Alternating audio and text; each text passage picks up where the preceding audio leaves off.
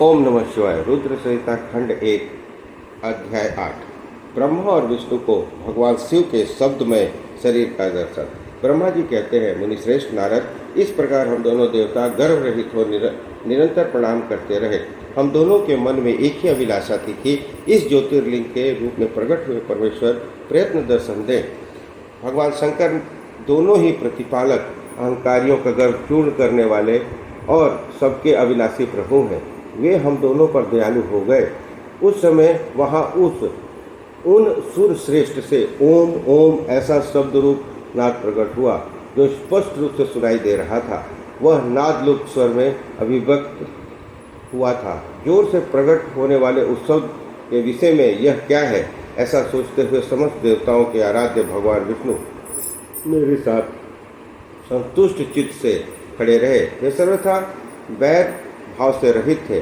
उन्होंने लिंग के दक्षिण भाग में सनातन आदि वर्ण आकार का दर्शन किया, उत्तर में उकार का, मध्य में मकार का, अंत में ओम इस नाद का साक्षात दर्शन और अनुभव किया।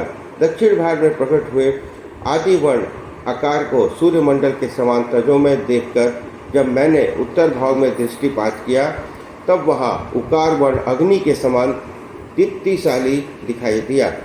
मुनि श्रेष्ठ, उसी तरह उन्होंने मध्य भाग में मकार को चंद्रमंडल के समान उज्ज्वल कांति से प्रकाशमान देखा।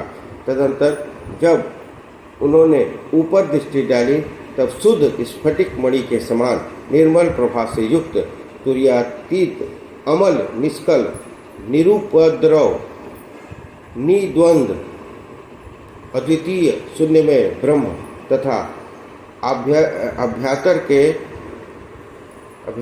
के भेद से रहित, बाह्यांतर भेद से युक्त, जगत के भीतर और बाहर स्वयं ही स्थित, आदि मध्य और अंत से रहित, आनंद के आदि कारण तथा सबके परम आश्रय, सत्य आनंद एवं अमृत स्वरूप परब्रह्म का साक्षात्कार किया।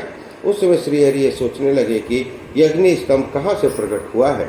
हम दोनों फिर उसकी परीक्षा करें।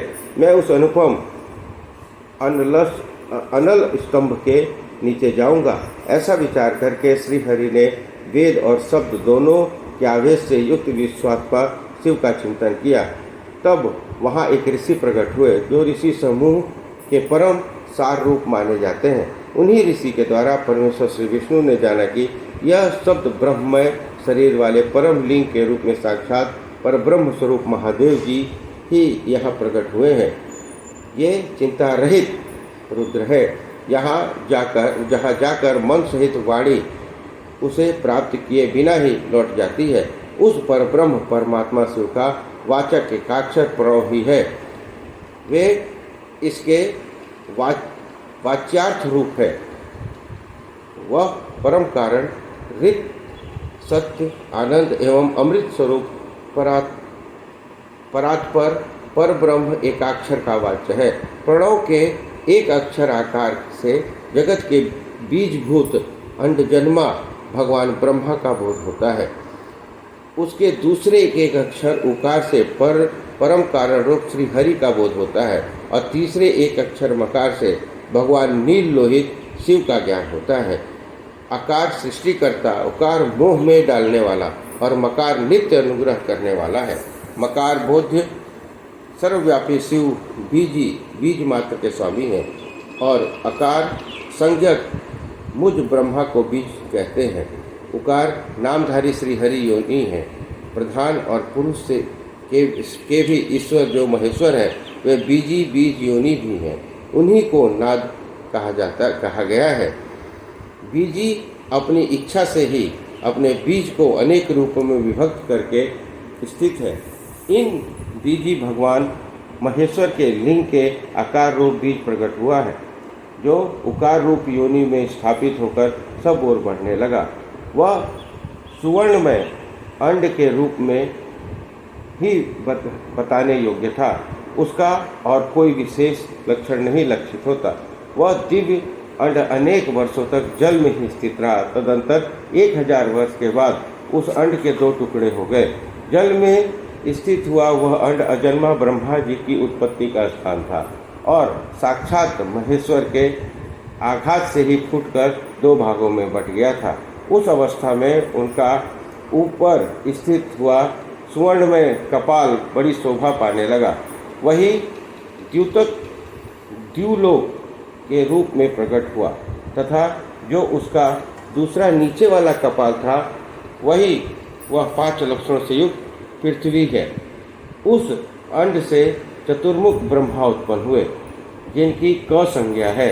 वे समस्त लोकों के त्रिष्ठा है। इस प्रकार वे भगवान महेश्वर भी अ उ म इन त्रिविध रूपों में वर्णित हुए हैं।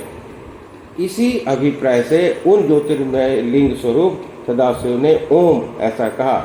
यह बात यजुर्वेद के श्रेष्ठ मंत्र कहते हैं। यजुर्वेद के श्रेष्ठ मंत्रों का यह कथन सुनकर ऋचाओं और साम मंत्रों ने भी हमसे आदरपूर्वक कहा, हे हरे, हे ब्रह्मण, यह बात ऐसी ही है।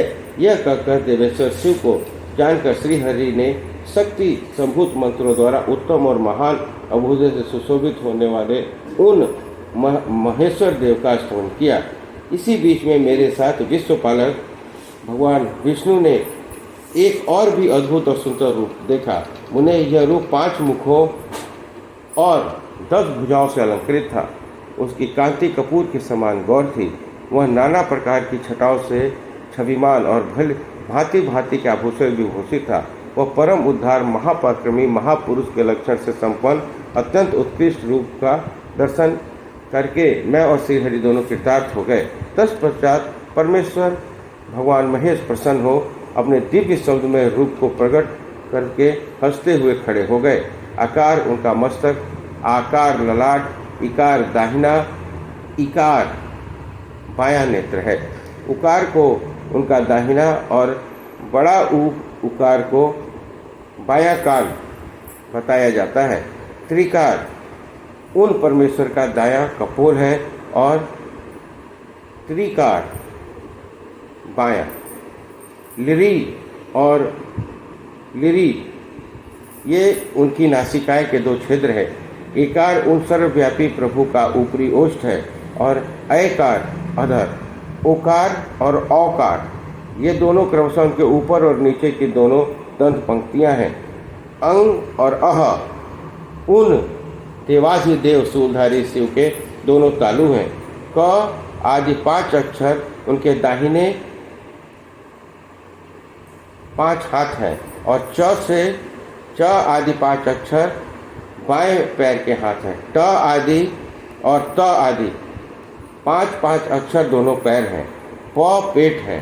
फ को दाहिना स्पर्श बताया जाता है और बकार को बायां पार्श्व, भकार को कंधा, मकार उन योगी महादेव जी शंभु का हृदय है। य से लेकर स तक 7 अक्षर सर्वव्यापी शिव के शब्द में शरीर की 7 धातुएं हैं। हकार उनकी नाभि है। छकार मूत्रेंद्री है कहा गया है। इस प्रकार निर्गुण एवं गुण स्वरूप परमात्मा के शब्दमय रूप को भगवती उमा के साथ देखकर मैं और श्रीहरि दोनों कृतार्थ हो गए।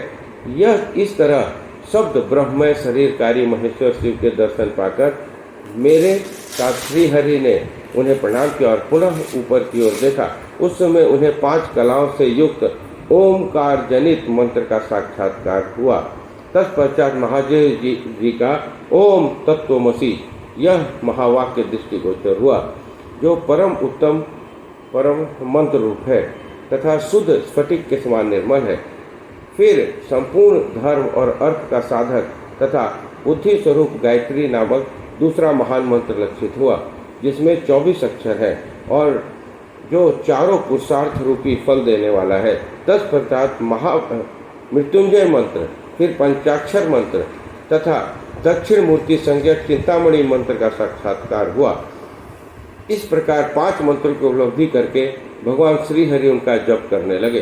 तदंतर ऋक, यजु और साम ये जिनके रूप हैं, जो ईशों के मुकुटमणि ईशान है, जो पुरातन पुरुष हैं, उनका हृदय अघोर अर्थात सौम्य है, जो हृदय को प्रिय लगने वाले सर्वगुह्य सदाशिव हैं, जिनके चरम वाम परम सुंदर हैं, जो महान देवता हैं और महान सर्पराज को आभूषण के रूप में धारण करते हैं, जिनके सभी ओर पैर और सभी ओर नेत्र हैं, जो मुझ ब्रह्मा के भी अधिपति हैं, कल्याणकारी और सृष्टि पालन और संहार करने वाले हैं, उन वरदायक सांब शिव का मेरे साथ भगवान विष्णु ने प्रिय वचनों द्वारा संतुष्ट चित्त से स्तवन किया। इस प्रकार रुद्र संहिता खंड 1 अध्याय 8 समाप्त हुआ। बोलो हर हर महादेव।